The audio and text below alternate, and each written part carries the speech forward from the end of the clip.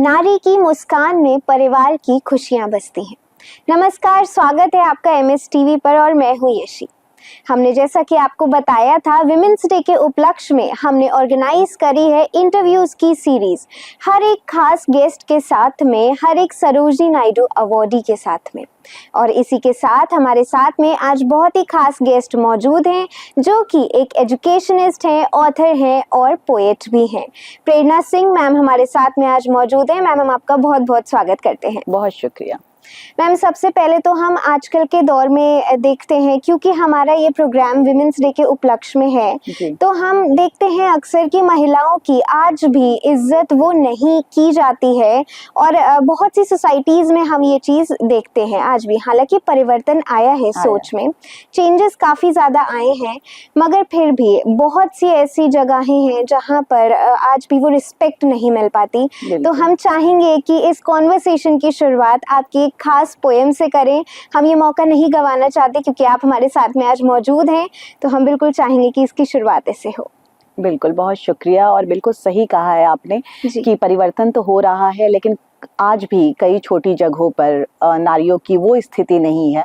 हाँ, कहीं ना कहीं हम उन्हें पारस की तरह रोशन करने की कोशिश कर रहे हैं अपने विचारों से, कि हमारे विचार उन्हें छुएं और वो भी अपने आप को पहचाने।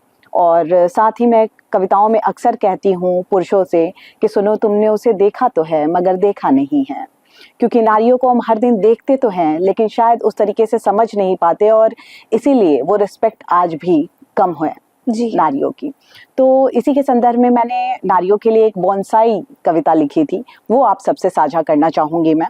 क्योंकि कहीं ना कहीं है कि समाज में आज जो ऊपर भी पहुंच चुकी हैं स्त्रियां, उन्हें भी दबाने की कोशिश की जा रही है। तो उनके लिए मैंने लिखा था, और साथ ही जो पिछड़े हैं और कोशिश कर रहे हैं आगे आने के लिए, उनके लिए भी लिखा था कि बोनसाई जो एक पेड़ बन सकता है, वृक्ष बन सकता है, छाया दे सकता है, उसको हम बोनसाई बनाने की कोशिश कर रहे हैं। कहीं ना कहीं स्त्रियों की भी यही स्थिति है। तो बोनसाई एक स्त्री की कथा। कितना मुश्किल है खुद को खुद सा बनाए रखना, खासकर जब तुम एक वृक्ष होना चाहो और किसी ने तुम्हें बोनसाई बना सजा दिया हो बस सजावट के लिए। तुम्हारी शाखाएं जो आकाश की ओर उठना चाहती थीं, उनकी दिशा मोड़ दी गई ताकि वे सौंदर्य के तयशुदा मानकों में रहें। तुम्हारी पत्तियां जो हर ऋतु की कहानी कहना चाहती थी, छांट दी गई, क्योंकि तुम्हें वैसा ही दिखना था जैसे उन्हें देखना भाता था। तुम्हारी जड़ें सीमित मिट्टी में भी चुपचाप गहराई पकड़ती रही, क्योंकि तुम जानती थी अस्तित्व तभी बचेगा जब भीतर से मजबूती रहेगी। और फिर भी तुमने मुस्कुराना नहीं छोड़ा। हर सुबह की धूप में अपने छोटे पत्तों से प्रकाश लौटाया, हर नजर को अपनी खामोशी से आकर्षित किया। स्त्री होना भी तो कुछ ऐसा ही है। अगर तुम में कुछ अलग है तो तुम्हें बांधा जाएगा, तुम्हारी भावनाओं को तराशा जाएगा ताकि तुम अनुकूल बन सको। पर उसी पल तुम्हें बनना होगा बोनसाई। जहां सीमाओं में रहकर भी तुम्हें बचाना होगा अपना अस्तित्व, और बिखेरनी होगी अपनी खूबसूरती, आत्मा और मौन शक्ति। तो भले ही बोनसाई बन के स्त्री को रहना पड़े, लेकिन वहां भी वो खूबसूरती बिखेरती रहेगी, अपनी पत्तियों से प्रकाश देती रहेगी और अपना अस्तित्व बचाते रहेगी। और इसी तरह स्त्री जो है बोनसाई होकर भी एक वृक्ष का रूप समाज में दे पाएगी। क्या बात है, बहुत खूबसूरत मैम। ये कविता सुनकर मुझे भी इतना अच्छा लगा कि एक एक उस चीज़ के बारे में बात करी गई है जो अक्सर हम महिलाएं, फीमेल्स फील करती हैं उन चीज़ों को। तो मैम, हम अक्सर देखते हैं कि आज भी डिवोर्स के केसेस होते हैं, सेपरेशन के केसेस होते हैं, और उनका रीज़न सिर्फ ये होता है, चाहे कोई भी हाथ उठाए, मैं ये नहीं कह रही कि मेल्स की ही गलती होती है, अक्सर फीमेल्स भी गलतियां कर बैठती हैं। बिल्कुल। तो मैं यही पूछना चाहूँगी आपसे कि जो हाथ उठाना और फीमेल्स पर आज भी, पहले के दौर में हम कम सुनते थे कि वायलेंस हो रहा है फीमेल्स के लिए, तो अब आजकल के दौर में बहुत फ्रिक्वेंटली ये सब चीज़ें सुनने में आ रही हैं। तो आपका क्या विचार है उस पर? पहले तो मैं दोनों तरह की बात कहूँगी कि कहीं ना कहीं ये नारीवाद का जो झंडा भी हम लहरा रहे हैं, वो हमारी सोच को परिवर्तित करे। उस परिवर्तन में बस ये होना चाहिए कि हम भी अपना अस्तित्व पहचाने, हम भी अपने पैरों पे खड़े हो सके और अपनी पहचान बना सके। लेकिन नारीवाद के झंडे को लेकर अगर हम घर तोड़ रहे हैं, तो ये हमारी कहीं ना कहीं वो जो गलतियां हैं वो हमारे से ही होंगी, और फिर ये नारीवाद का झंडा जो होगा कहीं ना कहीं भारत के अस्तित्व की अस्मिता को खत्म कर देगा। तो हमें अपने जो सौंदर्य है, हमारा जो नारी का सौंदर्य ही है ममता, प्यार, घर को बांधना, इन सारे खूबसूरती को अपने अंदर रखते हुए और फिर हमें अपना अस्तित्व प्रकाशित करना है। तो अपनी गलतियां भी नहीं होनी चाहिए। और हाँ, जहां तक जब बात वायलेंस की आती है तो आज भी समाज में ये कुंठित जो मन है वो नारी पर कहीं ना कहीं हाथ उठाते हैं। अभी नोएडा में भी एक अटैक हुआ था, एसिड अटैक, और बर्न केस हुआ था कि जला दिया था दहेज के नाम पर। तो ऐसा नहीं है कि पढ़े लिखे परिवारों में ये चीज नहीं हो रही है, ये चीज आज भी हो रही है।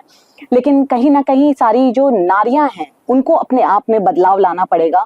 और मैं कहती भी हूँ अपनी कविताओं से कि कितना खूबसूरत है स्त्री का स्त्री को साथ देना। मुझे लगता है कि अगर हम हर घर की एक स्त्री बदल दें तो कहीं ना कहीं वही सास होगी, वही ननद होगी और वही बेटी होगी, तो हर घर खूबसूरत बन सकता है नारी से ही। बिल्कुल बिल्कुल सही बात है मैम। और मैं तो अक्सर ऐसे केसेस भी देखती हूँ कि जो एक थिंकिंग आजकल की महिलाओं में हो गई है फाइनेंशियली इंडिपेंडेंट होने की, कि मैं अपने पैरों पे खड़े होना चाहती हूँ, खुद कमाना चाहती हूँ, तो अक्सर इस थिंकिंग को भी दबा दिया जाता है। चाहे वो इन लॉज हो, शादी के बाद में एक्सपेक्ट किया जाता है कि घर परिवार संभाला जाए और करियर को ध्यान ना दिया जाए, करियर पे इतनी इंपॉर्टेंस ना दी जाए। तो आप क्या कहेंगे उस पर? वो जो एक गलत थिंकिंग, आज भी लोग गलत सोच रखते हैं उस पर। मैं सच बताऊं तो मुझे लग रहा है जिस तरीके से समाज बदल रहा है तो कहीं ना परिवार भी डर रहे हैं कि ये अपने पैरों पे खड़ी हो जाएगी तो फिर ये किसी की नहीं सुनेगी। जी। और इस डर से उसके पैर में वो जंजीर डाली जा रही है कि नहीं, तुम्हें घर ही संभालना है। अगर नारी अपनी सोच से और प्रकृति में और समाज में ये स्थिति दिखाए कि हम पैरों पे भी खड़े हैं और हम घर भी संभाल रहे हैं, पुरुष और स्त्री साथ मिलकर, तो वो कहीं ना कहीं समाज में बदलाव आएगा। क्योंकि जैसे जैसे नारियां ऊपर उठ रही हैं वो डिवोर्स केसेस भी बढ़ रहे हैं। तो वो चीज भी हमें ही संभालनी है कि हमें घर भी संभालना है और हमें बाहर को भी देखना है। और फाइनेंशियल डिपेंडेंट होने का मतलब ये है कि आपके साथ कुछ गलत हो तो आप कोई स्टेप ले सके और आप अपने परिवार को और मजबूती दे सकें। ये बात नहीं होनी चाहिए कि फाइनेंशियल इंडिपेंडेंट हो गए तो फिर अब हम कोई भी डिसीजन ले सकते हैं परिवार को एक परे रखते हुए। तो यही खूबसूरती अगर हम अपने अस्तित्व से दिखाएंगे तो कहीं ना कहीं ये जो डर है समाज में कि अपने पैरों पे खड़ी होगी तो घर टूटेगा या मेरा बेटा दब के रहेगा, वो स्थिति कहीं ना कहीं कम होगी। तो ये फिर खूबसूरती बढ़ेगी इस चीज की कि दोनों साथ मिलकर कर रहे हैं, दोनों साथ बढ़ रहे हैं। जी बिल्कुल। और मुझे ऐसा लगता है मैम, आज भी महिलाएं कहीं पीछे नहीं है, हर मोड़ पे कंधे से कंधा मिलाकर वो चल रही हैं। तो पुरुष समाज के रिगार्डिंग मैं आपसे सवाल एक पूछना चाहूंगी कि हम अक्सर देखते हैं कि पुरुषों को लगता है बहुत ज्यादा हम आज भी मेल डोमिनेंस देखने को मिलता है, मेल डोमिनेंस। तो आप क्या कहना चाहेंगे उस पर कि किस तरह से वो कम होना चाहिए? कम आज के दौर में इतने हम आगे बढ़ चुके हैं, चाहे टेक्नोलॉजी का मामले में कहें, हम इतने आगे आ चुके हैं, पर आज भी वो गलत और छोटी सोच रखना जो मुझे गलत लगता है। आप क्या कहेंगे, कैसे परिवर्तन उस सोच में हम ला सकते हैं? सोच में तो हमें परिवर्तन लाना ही होगा कहीं ना कहीं, और इसमें भी एक स्त्री का साथ देना होगा कि घर में अगर इन लॉज सपोर्ट करते हैं अपनी बहू का कि नहीं वो कर रही है और वो अच्छा कर रही है, वो संभाल रही है, तो वो एक अपनत्व जब अपने परिवार से मिलेगा तो कहीं ना कहीं वो पुरुष भी बदलेगा जी। और एक नारी ही उस पुत्र की भी माँ है तो वो कहीं ना कहीं उसके विचारों में परिवर्तन ला सकती है। तो हमें जड़ों से काम करना पड़ेगा कि एक माँ, जैसे मेरे 2 बेटे हैं तो मेरी भी कोशिश रहती है कि उनके अंदर ये भाव जगा सकूं कि नारियों को भी सम्मान देना है, साथ मिलके काम करना है। जैसे मैं घर पे काम कर रही हूँ तो आपकी भी जो छोटी छोटी ड्यूटी है वो आपको भी करना है। तो यहाँ से जड़ मजबूत होंगे और जब जड़ मजबूत होंगे, जो फल लगेंगे उस पे, जब परिवार बनेगा उसका, तो कहीं ना कहीं 2 इंसानों का साथ होगा। उसकी जो मेंटालिटी है जो पुरुष समाज की, वो कहीं ना कहीं बदलेगी। उसको देख के उसके मित्र बदलेंगे। तो हमें क्या करनी है कि एक सुगंध फैलानी है जिससे एक दूसरे सब आकर्षित हों और सोचे कि हाँ समाज ऐसा होना चाहिए। और पुरुषों की ये आज भी जो ये कुंठा है कि नहीं नारियों को दबा के रखना है, ये कुंठा उनको कहीं ना कहीं बदलनी होगी। या तो अगर वो वायलेंस में जा रहे हैं तो उसके अगेंस्ट हमें स्टेप लेना है ताकि उन्हें भी उस जगह पर दबाया जा सके और समझाया जा सके। तो कोशिशें जारी रखनी है। बहुत कुछ बदला है और बहुत कुछ बदलना है। बिल्कुल सही बात है मैम, हमें आवाज़ उठानी चाहिए। फीमेल्स के लिए यही चीज़ है कि अगर आपके साथ कुछ गलत हो रहा है तो आपको आवाज़ उठानी चाहिए। और दूसरी चीज़ ये कि आपको खुद भी इस चीज़ का फ़ायदा नहीं उठाना चाहिए। हम देखते हैं बहुत सारे लॉज बने हुए हैं फीमेल्स के लिए भी, तो हमें उस चीज़ का गलत एक होता है फ़ायदा नहीं उठाना चाहिए, हमें एक दायरे में रह कर के ही चीज़ें करनी चाहिए। तो मैम मैं आपसे पूछना चाहूँगी कि आप इतनी सारी चीज़ें कैसे मैनेज करते हैं? मैं दर्शकों को भी, हमारे दर्शक भी चाहेंगे कि आप ये बात बताएं, घर भी संभालना, फिर उसके बाद में अपनी वर्क लाइफ को भी एक बैलेंस्ड वे में मेंटेन रखना, तो कैसे आप रखते हैं? मुझे लगता है busy life is best life. तो वो कहीं ना कहीं जब सुबह की शुरुआत होती है तो इस पॉजिटिविटी के साथ होती है कि आज बहुत कुछ करना है मुझे, और आज ही जैसे एक जीवन मिला है मुझे और आज ही सब कुछ कर लेना है। मैं जिन बच्चों को पढ़ाती हूँ वो भी मेरे अपने बच्चों जैसे ही हैं, क्योंकि उनके मार्क्स या उनका करियर कहीं ना कहीं मेरे से जुड़ा हुआ है, तो उन पे भी ध्यान देती हूँ। परिवार कहीं ना कहीं मिस नहीं होना चाहिए। और जो बातें मैं बोल रही हूँ कि हाँ उस नारी को ही बदलना पड़ेगा, यही मेरी प्रेरणा भी है कि जब मैं बोल रही हूँ तो मुझे वो करना भी है, वो करके दिखाना है, ताकि मुझे जब लोग देखें तो कह सके कि हाँ वो कोशिश इसने की है, इसके बच्चों में वो बदलाव है, इसके परिवार में भी वो बात है कि परिवार भी साथ है, दोस्त भी साथ है, करियर भी साथ है, सब कुछ साथ है और सब कुछ मैनेज हो जाता है अगर एक दूसरे का साथ मिले। तो इसमें कहीं ना कहीं परिवार का सहयोग तो है ही, और परिवार का सहयोग भी देखें तभी मिलता है जब आपकी सोच अच्छी हो और वो देख रहे होते हैं कि हाँ ये करना चाहती है और अच्छा काम करना चाहती है। तो मुझे लगता है सब आगे बढ़कर कहीं ना कहीं सहयोग करते हैं, तो वो सहयोग भी है और एक ऊर्जा रहती है कुछ अच्छा करने की, वही ऊर्जा वही प्रेरणा मेरी प्रेरणा है। क्या बात है मैम, प्रेरणा मैम की प्रेरणा हमें पता लग गई आज। तो मैं पूछना चाहूंगी मैम, क्योंकि आपने परिवार के सहयोग की बात कही है, आपकी लाइफ में वो कौन ऐसा खास शख्स है जो आपको हर कदम पे बहुत सपोर्ट देते हो और कभी भी आपको ऐसा ना लगता हो कि नहीं मैं करियर में पीछे हो रही हूँ? कोई एक ऐसा इंसान जो आपको हमेशा सपोर्ट करता हो हरदम? देखिए मेरे लाइफ में दो ऐसे इंसान हैं, दोनों को एक ही रूप में मैं देखती हूँ, वो मेरे पिता हैं और मेरे पति हैं। क्योंकि मायके की जब भी बात होती है तो वो पिता का हमेशा ही सपोर्ट रहा। मैं जो भी हूँ वो आज उनके कारण ही हूँ। जो पढ़ाई है मेरी, बायोइन्फॉर्मेटिक्स में मास्टर्स हूँ मैं, कुछ भी है, जो संस्कार है मेरे, वो सब कुछ उनका दिया हुआ है। क्योंकि कम उम्र में माँ चली गई थी, तो पिता का ही संस्कार है और इसीलिए उनको मापा भी मैं कहती हूँ। और वो भी एक कितनी बड़ा परिचय दे रहे हैं कि वो एक पिता होके, एक पुरुष होकर उन्होंने माँ का हर फर्ज निभाया है। तो वो सबसे बड़ी प्रेरणा है मेरी। लेकिन हाँ, शादी के बाद मेरे पति का सहयोग इतना ज्यादा है कि कहीं भी मुझे कुछ करना होता है या मैं हताश भी बहुत होती हूँ कई बार कि ये मुझसे नहीं हो रहा, इतना प्रेशर कैसे झेलूंगी मैं, तो वो सहयोग उनका जरूर होता है। हमेशा एक मोटिवेशन उनका जरूर होता है कि तुम कर लोगी, इसीलिए इतने काम आते हैं तुम्हें, तुम कर लोगी इसीलिए वो परेशानियां तुम्हारे पास आती हैं। तो ये जो एक सहयोग है और संस्कार कहीं ना कहीं पति से मुझे बहुत ज्यादा मिले। लोगों को माँ से मिलते हैं, मुझे पति से मिले क्योंकि वो अध्यात्म से बहुत जुड़े हुए थे। तो जितनी भी रामायण, भगवत गीता सब मैंने पढ़ा है वो सब शादी के बाद से पढ़ा है। क्या बात है, मतलब मुझे यही लगता है मैम, फीमेल्स आजकल सोचती हैं कि नहीं हम अकेले रह लेंगे, अकेले सब कर लेंगे, बट कोई ना कोई एक ऐसा इंसान चाहिए होता है लाइफ में जो आपको सपोर्ट करे, जो आपको आगे बढ़ने के लिए, क्योंकि आजकल की दुनिया में हम देखते हैं कि कोई भी ऐसा नहीं मिलता जो एनकरेज करे। बहुत कम लोग मिलते हैं जो सपोर्ट करें, तो वो बहुत ज़रूरी चीज़ है। और मैं आपसे पूछना चाहूँगी कि आपने बात करी कि बच्चों को भी कई बार काउंसलिंग करनी पड़ती होगी, तो किस तरह से, क्या कोई ऐसा आपके सामने केस आया है कि कुछ फीमेल्स को दबाया जा रहा हो, कभी ऐसे पेरेंट्स नहीं आगे बढ़ने दे रहे हो एजुकेशन के मामले में? बिल्कुल, मेरी एक स्टूडेंट है, उत्तराखंड की है, ऑनलाइन एकेडमी में, और ऐसा कई मतलब जब वो मास्टर्स में थी तो मुझे ऐसा कई बार लगा कि जैसे सुसाइड केस ना हो जाए उसका, मतलब वो इतनी ज़्यादा डिप्रेस्ड होती थी। तो जब भी रात में भी उसका अगर मैसेज आया है तो 12-1 बजे भी मैंने उसको कॉल करके समझाया है। और आज मुझे वो एक टीचर से ज़्यादा एक मित्र की तरह इसीलिए बोलती है। वो होने का अपना मतलब ही बताती है क्योंकि तुम हो। उसने एक पुस्तक भी लिख दी है, मेरी प्रेरणा, क्या बात, मेरे ही फ्रंट कवर के साथ। तो मुझे बहुत खुशी होती है कि एक जीवन तो बचाया मैंने। लेकिन हाँ, बच्चे खासकर लड़कियां डिमोटिवेट होते हैं क्योंकि उनपे एक अलग ही प्रेशर है। उत्तराखंड से हैं वो, जैसे तो अलग ही प्रेशर है कि जैसे इस बार नहीं निकाला तो तुम्हारी शादी कर दी जाएगी। एक ये अल्टीमेटम जो है, जो अच्छे पढ़ने वाले हैं, जो कुछ करना चाहते हैं, वो भी एक घबराए हुए से पेपर देते हैं कि इस बार नहीं निकला तो शादी हो जाएगी। मैं पहले करियर बनाना चाहती हूँ, फिर शादी करना चाहती हूँ। तो ये बच्चों, खासकर लड़कियों को जो डराया जाता है कि हाँ अगर नहीं निकला तो तुम्हारी शादी कर दी जाएगी, कहीं ना कहीं हमारे परिवार में ये परिवर्तन होना चाहिए कि तुम कुछ कर लो फिर शादी होनी चाहिए। और उम्र का जो तकाजा है आजकल कहीं ना कहीं बढ़ गई है, वो सीमा 30 तक तो हो ही गई है। तो कहीं ना कहीं बच्चों को वो समय देना चाहिए, प्रेशर नहीं देना चाहिए जो वो झेलते हैं। और इससे क्या होता है, उसके अंदर जो एक डर पैदा हो जाती है ना, वो एग्जाम में जितना अच्छा कर सकती है उससे 2-4 क्वेश्चन वो गलत कर देती है। तो ये चीजें मैंने देखी, 1-2 बच्चों को काउंसलिंग भी दी और उनके लिए कविताएं भी पढ़ देती हूँ कि सुनो तुम हारना मत, क्योंकि तुम्हारे साथ हारेंगी वो सारी कोशिशें जिन्होंने तुम्हें जिंदा रखा है, जिन्होंने तुम्हें पल्लवित किया है। इस तरीके की कविताएं करके मैं उनको मोटिवेट भी करते रहती हूँ, ताकि कहीं ना कहीं वो हारे मत, उन्हें लगे कि हाँ मैंने इतनी कोशिश कर ली, यहाँ तक पहुंच गई, अब तो हारने का समय ही नहीं है। जी बिल्कुल। और मैम हमें खुद भी, मैं अगर अपनी बात कहूँ, मुझे खुद भी इतना अच्छा लग रहा है आपके साथ में कॉन्वर्सेशन करके।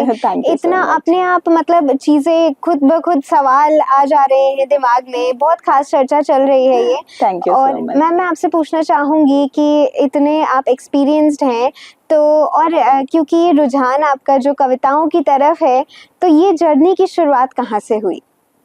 इस जर्नी की शुरुआत, मुझे एक रेडियो चैनल पे भी पूछा था कि लेखनी ने आपको चुना या आपने लेखनी को चुना। तो मुझे लगता है कि जैसे वो माँ का आंचल था जिसमें मैं छुप गई और अपनी बात कहने लगी, क्योंकि माँ से बहुत ज्यादा कन्वर्सेशन नहीं रह पाया, 10th के बाद मेरी माँ नहीं थी, तो मुझे लगा कि लेखनी, माँ मेरी हिंदी की ही प्रोफेसर थी, तो बचपन से ही घर में मधुशाला सुनते रहे हैं, प्रेमचंद और शिवानी सबको पढ़ते रहे हैं हम लोग, तो वो एक कहीं ना कहीं मेरे अंदर था। और उसके बाद से जब मुझे कुछ कहना था तो वो लेखनी में कह देती थी। ये तो अभी फेसबुक, इंस्टाग्राम, हम तो ऑर्कुट के जमाने के हैं, तो तब तो इतना नहीं कह पाते थे, लेकिन जैसे जैसे मीडिया और ये सब चीजें आई तो बात निकलने लगी, लिखने लगे। और खासकर मेरी जो लेखनी है वो मोटिवेशन पे रहती है, क्योंकि मैं अपने स्टूडेंट्स को काफी मोटिवेट करती हूँ। मुझे लगता है कि कोई हारे नहीं। मैंने जीवन में बहुत से सुसाइड केस देखे हैं और मुझे लगता है वही एक पल मुझे उन्हें बचाना है। बिल्कुल। तो उस पल में मुझे लगता है हर इंसान की जिम्मेदारी होनी चाहिए कि आप अगर किसी ऐसे इंसान को जानते हैं तो उसको उस वक्त सहारा जरूर दीजिए। बिल्कुल। बस उनको सुन लीजिए, वो सुनना भी उनके लिए बहुत बड़ी हेल्प हो जाती है जी। और आपके शब्द अगर उनको बांध देते हैं और वो फांसी के फंदे से अगर बचा देते हैं तो सोचिए कि आपका जीवन सफल हो गया। बिल्कुल। बस इसी कोशिश में मैंने लिखना शुरू किया था। क्या बात है मैम, जैसा कि आपने बताया मोटिवेशनल आप पोएम्स ज़्यादा लिखते हैं, प्रेफर करते हैं, तो हम चाहेंगे एक कविता हम भी, क्योंकि आज मौका भी है, दस्तूर भी है, तो हम ये मौका नहीं गंवाना चाहते, तो एक कविता हमारे दर्शकों के लिए और मेरे लिए आपकी तरफ से क्या रहेगी? पहले तो मैं एक 4 पंक्तियां कहना चाहूंगी कि हार तुम जो मान लोगे आम से रह जाओगे, जो लड़े वक्त से तो वक्त को बदल पाओगे। क्या बात है। हार तुम जो मान लोगे आम से बन जाओगे, जो लड़े वक्त से तो वक्त को बदल पाओगे। तुम हो जो चंदन बिन घिसे कैसे खुशबू लाओगे, तुम हो जो चंदन बिन घिसे कैसे खुशबू लाओगे। तो कहीं ना कहीं हम जो चंदन है उसे घिसना तो पड़ेगा, संघर्ष तो करना पड़ेगा, तभी जाकर आप आगे मतलब उसकी खुशबू फैला पाएंगे।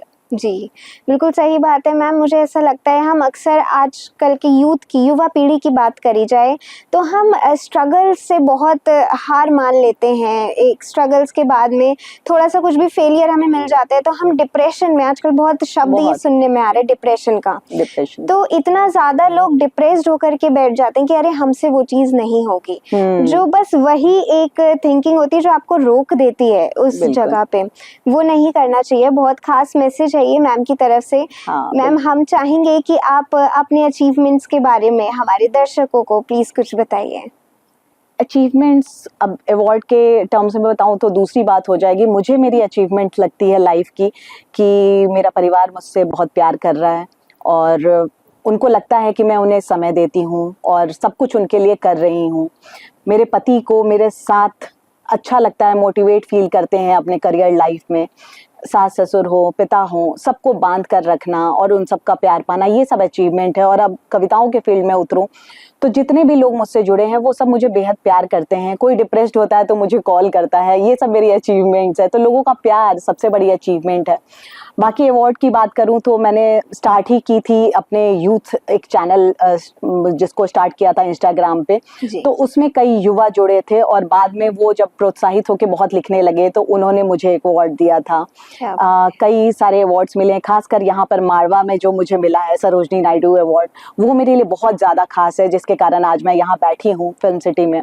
तो ऐसे बहुत सारे अवार्ड्स, अचीवमेंट्स मिलते रहे हैं कई काव्य प्रतियोगिताओं में, सब में, लेकिन उन प्रतियोगिताओं में विनर बनने के बाद मुझे ये लगता है कि अगर मेरी कविता ने किसी एक का भी दिल जीत लिया तो वही सबसे बड़ी अचीवमेंट है। क्या बात है मैम, क्योंकि आपने बात करी सरोजिनी नायडू अवार्ड्स की, तो जब वो पल जब आपको सरोजिनी नायडू अवार्ड से सम्मानित किया गया था मारवा स्टूडियोज पे, तो उस वक्त क्या फीलिंग थी, कितना एक्साइटमेंट था, वो हमारे साथ में प्लीज शेयर कीजिए। ये सबसे खास था मेरे लिए अवार्ड, क्योंकि संदीप मारवा जी से जब हम लोग 1-to-1 इंटरेक्ट किए थे लेखनी पे, एक यहाँ पे संवाद हुआ था फिल्म सिटी में, AFT में, तो उस वक्त ही मैं उनके ऑरा से, उनकी बातों से इतना ज़्यादा मोटिवेट हो गई थी और मुझे लग रहा था कि कितनी अच्छी जगह मैं पहुंच गई हूँ, कुछ सीखने को मिल रहा है। तो संदीप मारवा एक ऐसी पर्सनालिटी है जो अपने ऑरा से आप में जादू फैलाते हैं। आपको लगता है कि आज निकलूंगी, उनका कहना भी है ये हर बार कि आपको हमेशा अपने आप को 3 कैटेगरी में वो पीपल्स को बताते हैं, जिसमें हमेशा अपर वाले में रखने को बोलते हैं, और वो अपर वाले वो होते हैं जो ये कभी सोचते ही नहीं है कि मुझे हारना है, वो सोचते हैं मुझे जीतना कैसे है और आगे कैसे बढ़ना है। तो उस अपर कैटेगरी में आने की हमेशा कोशिश रहती है। और जब वो पल था जब स्टेयर्स पे चढ़ रहे थे और संदीप मारवा से हैंडशेक करके और अवार्ड ले रहे थे, तो वो पल तो कुछ ऐसा था कि हाँ, तुमने कुछ किया तो है, कुछ तो किया है जिंदगी में। और अपने जो कहते हैं ना कि शाबाशी देना खुद को, वो मन ही मन में अपने आप को शाबाशी दे रही थी कि चलो आज तुमने ये तो कर दिखाया। बिल्कुल बिल्कुल मैम, आप सभी, हम सभी के लिए आप बहुत बड़ी एक इंस्पिरेशन है। खुद को खुश रखना बहुत जरूरी है, ये आपसे हमें आज मैसेज मिला है। तो मैम, आपकी तरफ से विमेंस डे के उपलक्ष्य में, क्योंकि ये पूरा शो है हमारा, तो क्या एक मैसेज रहेगा महिलाओं के लिए? महिलाओं के लिए एक सबसे बड़ा मैसेज, मैं प्रेरणा का मंच भी चलाती हूँ और उस पे संघर्षों की कहानी ही सुनाती हूँ, इंटरव्यूज लेती हूँ, और मैक्सिमम वहाँ फीमेल्स ही आई हैं। और मेरे लाने का उद्देश्य यही है वहाँ पे कि एक दूसरे का साथ देना।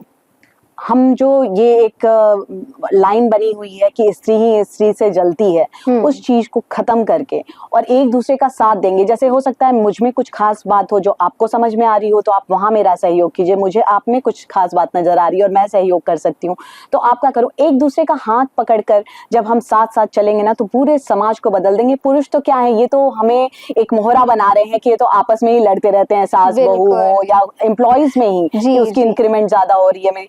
तो ये जब हम माइंडसेट चेंज कर देंगे ना, तो ये पुरुष तो है अपने आप आके हमारे साथ खड़े हो जाएंगे कि हमें भी अपने साथ रख लो। क्या बात है। और मैम, मुझे ऐसा लगता है कि जो छोटी छोटी चीजों पे हम सोचने लगते हैं, ये जैसा कि आपने बताया, तो ये हमें परेशान भी करती है, हम खुश नहीं रहते हैं इन कारणों की वजह से। तो मैम, ये बहुत खूबसूरत चर्चा रही, बहुत अच्छा कॉन्वर्सेशन रहा आपके साथ में। Thank you for giving your valuable time to us. Thank you so much, I am so pleased कि यहाँ पे आई और आपसे बात करने को मिला, और संदीप मारवा जी के थ्रू मुझे जो अवार्ड और यहाँ पे आने का मौका मिला, उसके लिए तहे दिल से शुक्रिया। Thank you so much ma'am, बहुत बहुत धन्यवाद आपका। और मैं दर्शकों से कहना चाहूँगी कि हम उम्मीद करते हैं ये कॉन्वर्सेशन आपको भी बहुत अच्छा लगा होगा, और ऐसे कॉन्वर्सेशंस सुनते रहने के लिए, इन सभी चीज़ों के साथ में जुड़े रहने के लिए जुड़े रहिए MS TV के साथ में।